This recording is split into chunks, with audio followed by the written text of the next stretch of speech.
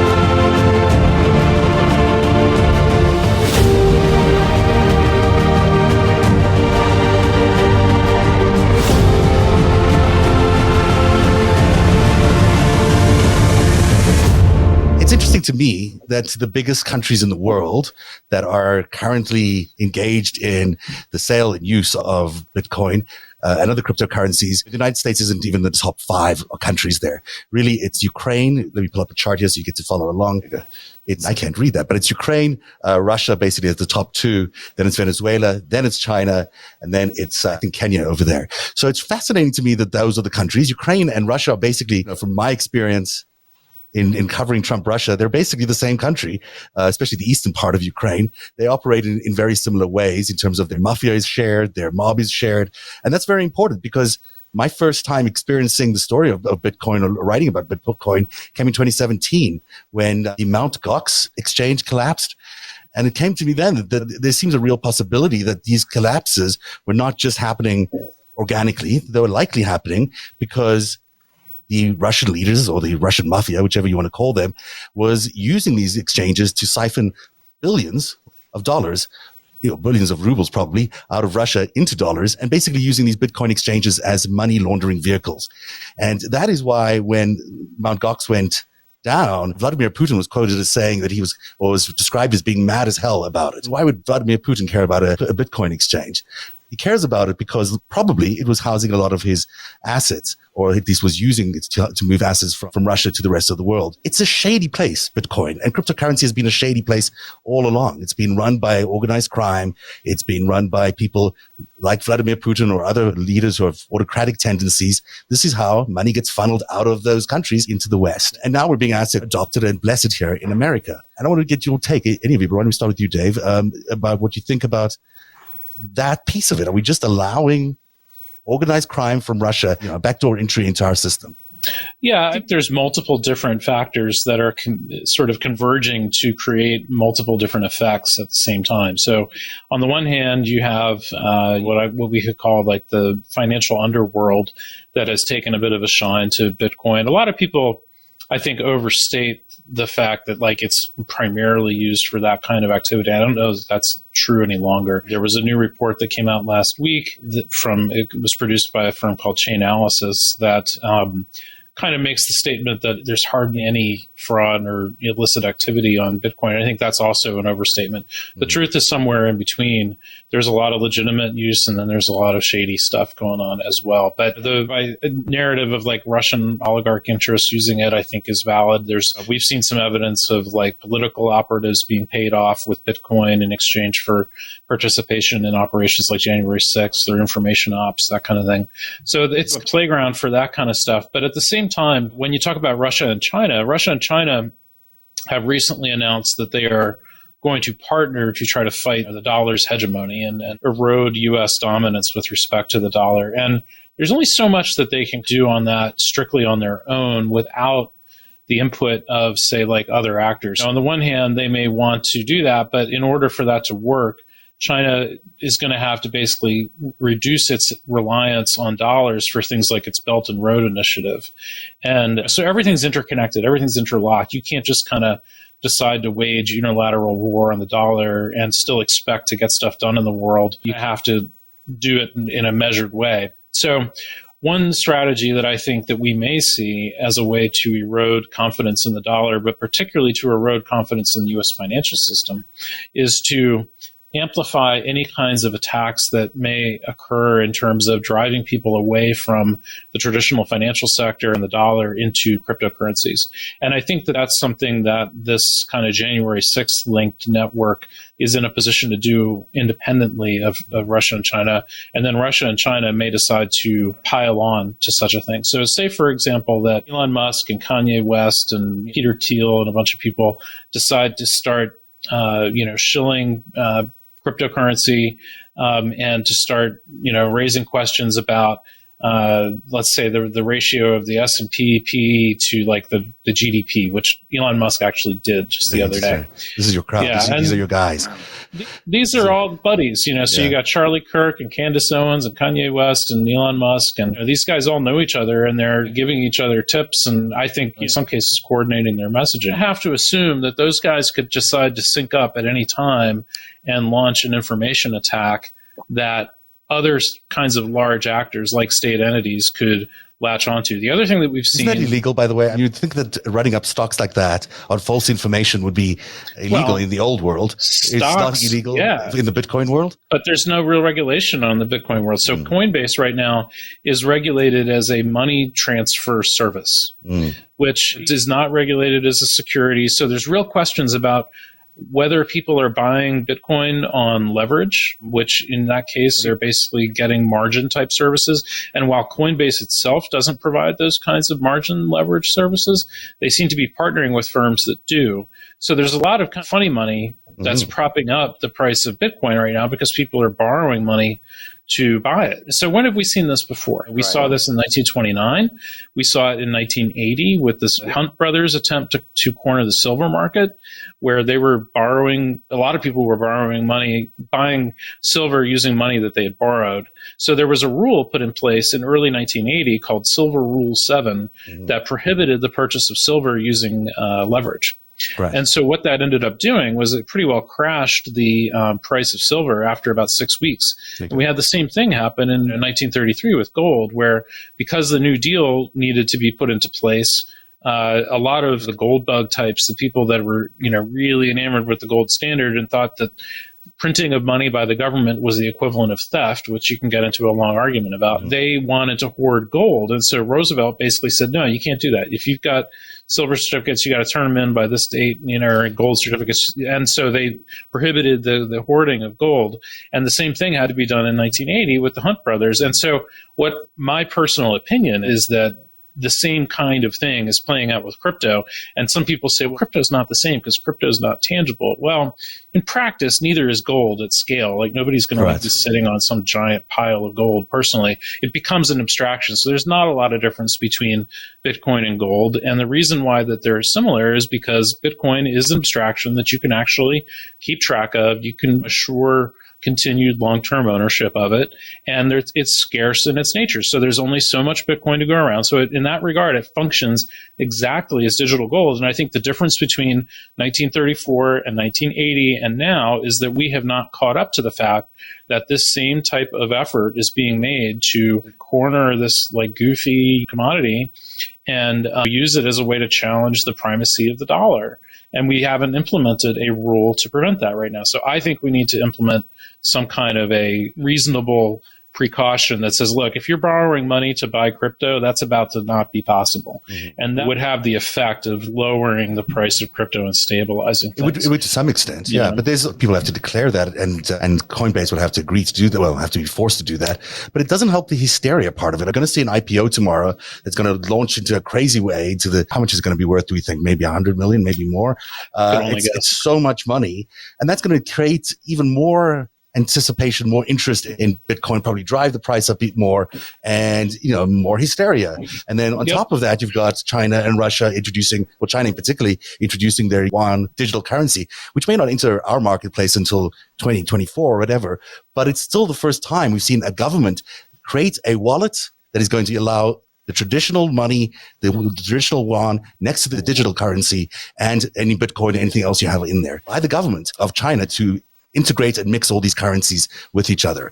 I mean, that to me, looks like a move by China to dethrone the dollar and also create this kind of hysteria in order to create enough buzz to move more money into their yuan digital currency. It does feel to me like that there's a movement that is more than just one event that is happening coincidentally with another. They're all happening at the same time for a reason. And suppose the Coinbase thing goes bananas tomorrow and Bitcoin goes way up and Tether goes way up. Of course, a lot of people think that buying Tether is a pretty good way of manipulating the price of Bitcoin because Tether is supposed to be tied to the dollar. So in theory, if you buy a ton of Tether, it could actually drive the price of Tether up, which in turn could drive the price of Bitcoin up. So there's easy ways to manipulate the market overall.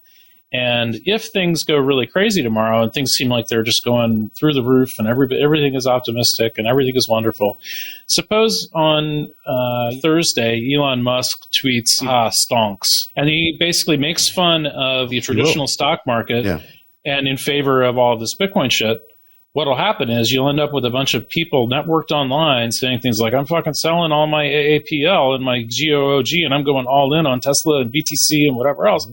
And you could see a really strong shift of assets coming about through the movement of crowds. And then you might say, well, shouldn't Elon Musk be like strong up for like market manipulation? But what did he do? He said stonks. That ain't illegal. You can say stonks all you want. But him just doing that right after a successful Bitcoin day could have a really negative impact on the traditional financial market, which in turn, like if you crash the stock market, that's not going to be great for them. I was just going to say, we got a little taste of that with the meme stocks back in February, right? Yeah, I think that was mostly a test run. It's a real threat to the market and the dollar in general. How do you think it'll work in the actual Bitcoin market, Troy? Do you think people are going to be funneling into that space? Are going to be moving their funds into it? Are they anticipating this kind of huge influx of money?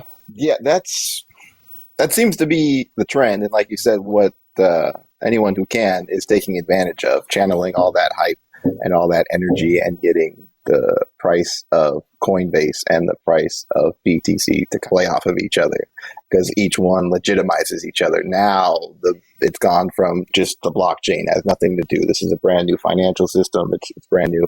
Now it's gotten its claws into the stock market. Like it's going to be listed tomorrow and it's already being traded over the counter. And I haven't even looked very closely, but I think it's up something like $400 or $500 a share now. Wow. So it's going to be, it reminds me of Facebook, because if you remember Facebook, it went public and it went down. We weren't talking about such large numbers. I think it downloaded at 4 or debuted at 40 and went down to 32, like significant drops, because this is all, again, this is speculation on speculation, like that this is a new branch of the financial system. And this is the first big company to go public. This is like the equivalent of this is the .com boom all over again.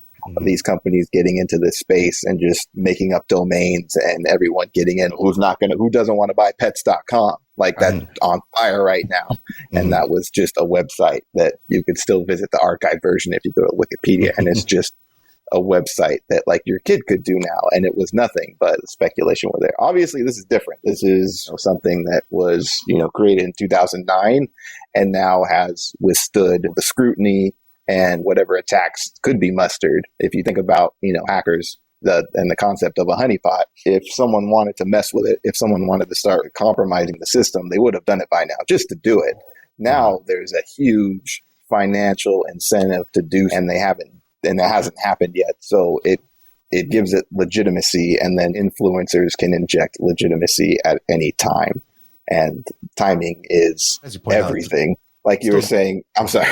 Okay. I'm sorry. Like you were saying earlier, the biggest thing keeping markets from being manipulated on the stock market is the laws that prevent insider trading. You can't have inside, and what that is inside information. If the ABC widget company is about to be bought by Facebook and their stock's going to go way up as soon as that information goes public, and you buy a stock in the ABC widget company knowing it's going to make you a bunch of money, then you're going to go to prison. And if you lie about it, you're going to go to prison for longer, because that would be very bad for the entire system.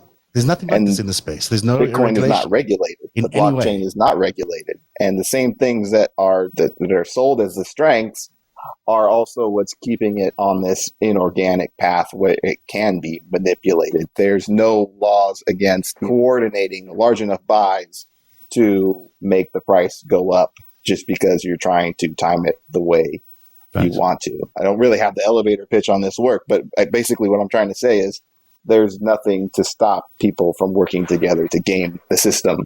And this is a system that the more money goes in, the market cap's $1 trillion now. Yeah. Not just people, it could be states, could be organized criminal networks, could be anything. Yeah. You're talking about, if you talk about all these networks we're talking about, the one that Dave's talking about, this sort of extremist CNP network that exists in the US. You talk about the network that might be the organized crime network out of Russia, or the Chinese and Russian now cooperation on this dollar hegemony fight. All of those could be pouring money in a coordinated way to achieve whatever result they want. And if they wanted to, potentially they could tank the market. You'd think they could. If there's that much money pouring in, they might be able to one day tank the market. I think if they keep wobbling, it's like a big piece of furniture. If you keep getting it going and do it again and again, eventually you can have that effect. And I would also point out that coordination that they may undertake need not be strictly direct coordination or hierarchical in any way. Yeah. All you have to do is put out a tweet that says game on, and a bunch of people that know what it means that the game is on can just act independently. And there's no way you can call that collusion or anything. It's just people doing stuff. So and it doesn't have to work perfectly. It doesn't have to do on January 6th. They didn't. We got because of a lot of really brave people and a lot of luck. It wasn't worse than it was. So it didn't undermine our government. We got what we needed to do done that night, and we made a point to do it to show that you can't just come in with sharp elbows and impose your will on democracy. But now it's different. It's the Wild West. There's no regulation here, and anything could happen. And you say if the stock market tanks, then it's still government that has to show up and support your banks from not foreclosing on your homes or whatever. So government's still there carrying the can on this thing that they have no regulation over. To undermine the financial system, even if the goal is to subvert the dollar entirely and replace it with Bitcoin, if they don't succeed, they've still done more to damage the reputation and the trust. And that's erosion of trust is one of the biggest themes that you could tie a thread through the last 5, 6, 7, all the way to 2008. Trust in institutions. If you can undermine it, you were successful, and you are now closer to being able to undermine it again and have people lose faith. And it's an iterative process. Just thought of what that $5 trillion might be. Say you've got $5 trillion that you have loaned, really. The American government has loaned $5 trillion to do the infrastructure thing and to do the COVID thing based on really low interest rates, right? Now imagine the stock market crashes because of a Bitcoin or a coordinated attack on the stock market. Suddenly interest rates are going to have to go up. Now you've got a $5 trillion problem. That could be it.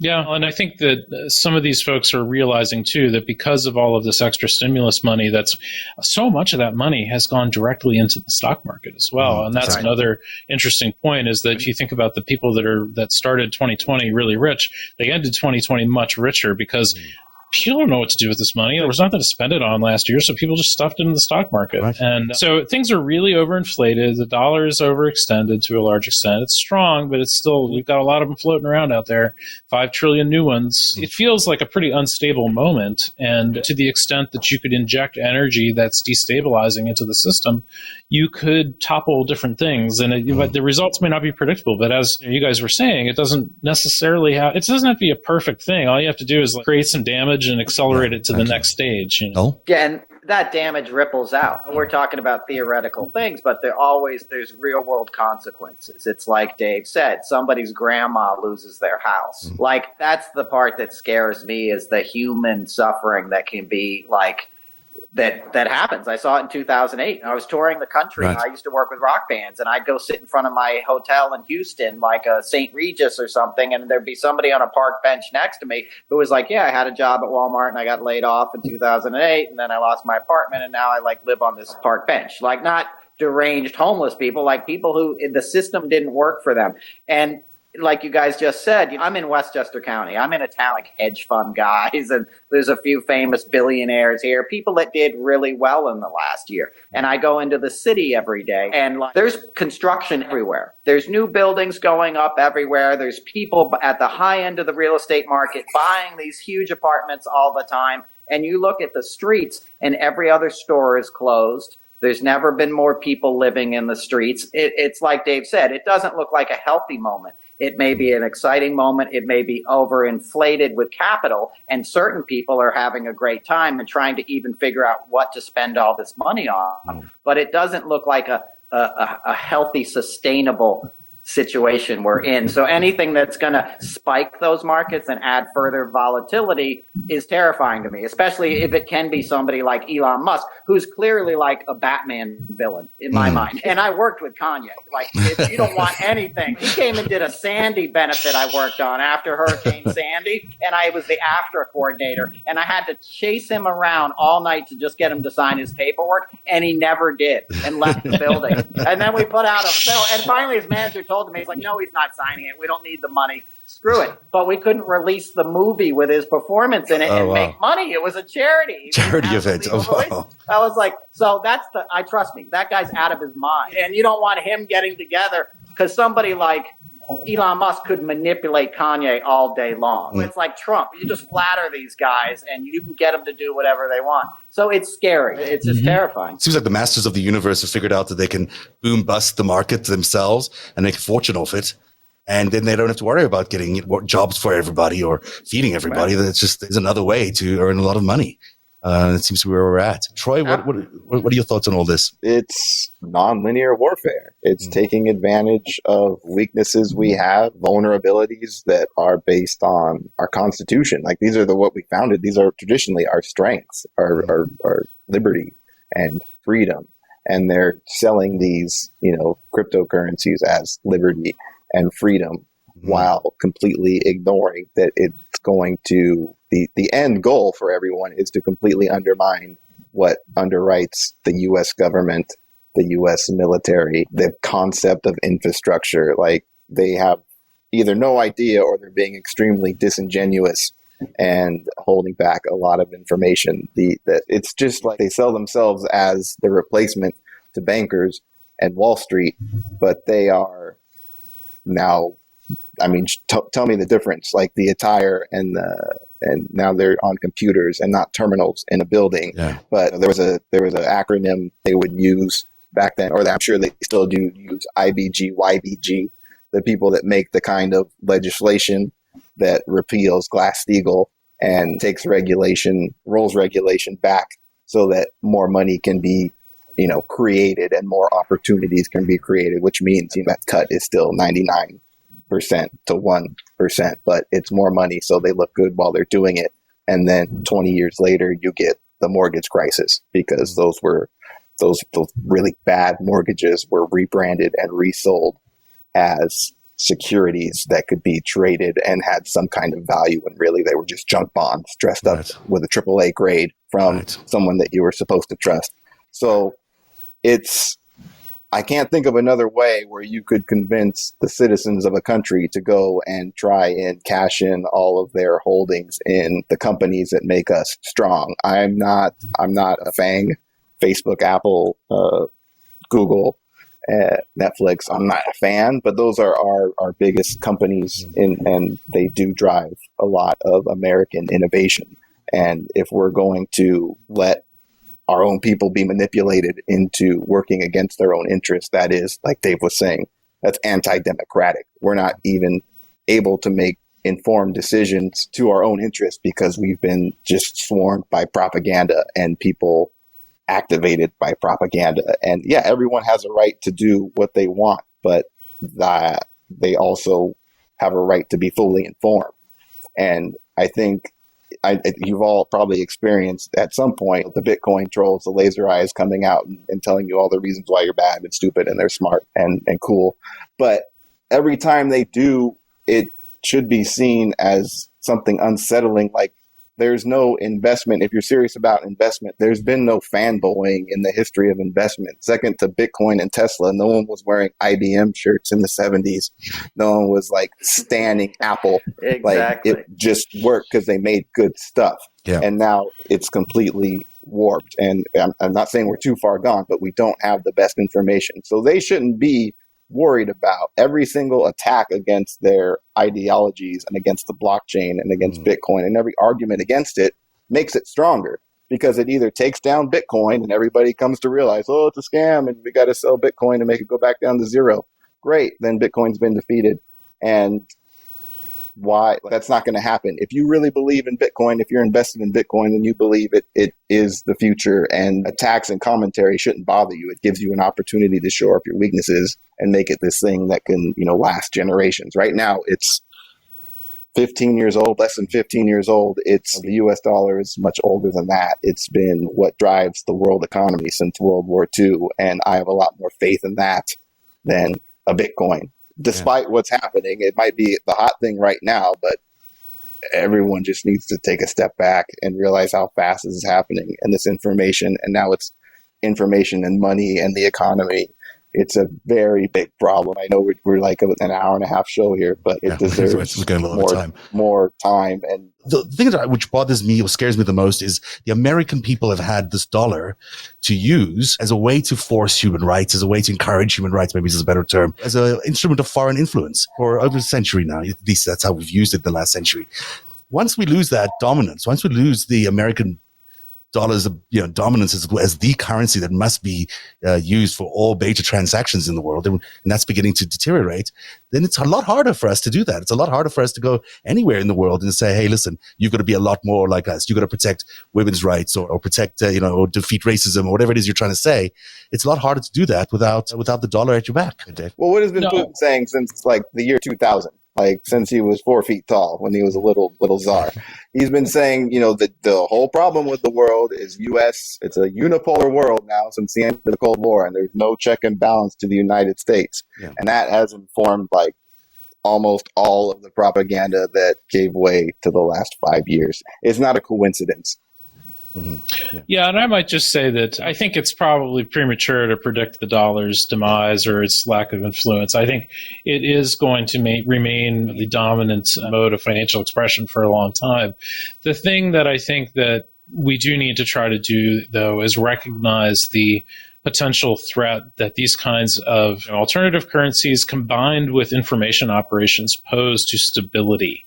And to perception also. To the extent that perception is reality, these folks are aiming to alter perception at scale. And if there's a growing perception that the dollar isn't as dominant, that other things are better and whatever, that does erode U.S. power. And so in my opinion, like the main cure here is to try to curb the ability of these kinds of information ops and for cryptocurrencies to potentially cause damage to the dollar's reputation and to the perception of the dollar. And I don't think that you're going to see like the ruble or the renminbi suddenly gain in popularity relative to the dollar. But Bitcoin presents this kind of wild card for manipulation and for altering perception that I think people don't widely understand. And I think that's what needs to be how to put a cap in that. Like that needs to be slowed down. And if you can do that, then the dollar will continue to do its thing. The other thing that I think people have talked about is should the U.S. come out with a federally backed thing that's done by like the Fed, that's a cryptocurrency that would actually be useful as cash. And I think there's some arguments for that could be interesting. And I don't know that people in the Fed kind of world agree with that right now. I know that they've been looking at it and that they've decided for now not to do anything. But in my opinion, it might be wise to say you're going to do something and nurse it along merely to remove the competition from non-state actors as being like where the action is. Start to do something that detracts from non-state actors, because I think we do want to maintain that dollar dominance around the world. And a way to do that would be to participate more in cryptocurrencies. Again, I'm not a real expert in this. I'm making this up as I go along, and I think as are a lot of people. So it's a conversation that we need to have as a country, and that's what concerns me the most, is that we're not really having an open or clear-headed conversation about that. Yeah, it's happening so quickly, and once it happens, it's hard to turn back. You guys have been terrific. What an interesting conversation, which we're not having. I wish we could have more of it. The thing that seems to me so evident is that we need a lot of legislation. We need regulation in addition to also criminal legislation to figure out what crimes might be committed on this and how to avert that as well. So it's not just like one piece of legislation we need a lot to go in here to figure out exactly how we can control this. And I do think that over the next few months, it's going to be very hard for us to ignore what Elon Musk of the world do and on social media. I think so that social media is going to be triggering a whole lot of economic activity. So even though you've got the head of the Fed coming out yesterday saying the economy is blowing up and get ready for this heated engine to bring back people to work, you're also going to have this other thing going on, which is Elon Musk and company manipulating the markets with Bitcoins. All of that's going to play into how we come out of this pandemic and have an economic recovery. Narrative is funded by viewers like you. Support our independent journalism at patreon.com/narrative.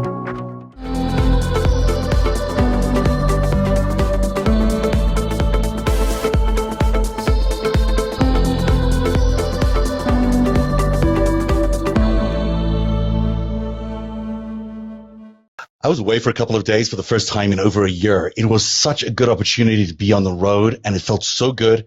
It also gave me a chance to catch up on no less than 8 books in 1 2-hour drive. And that's because I was using this incredible app called Blinkist.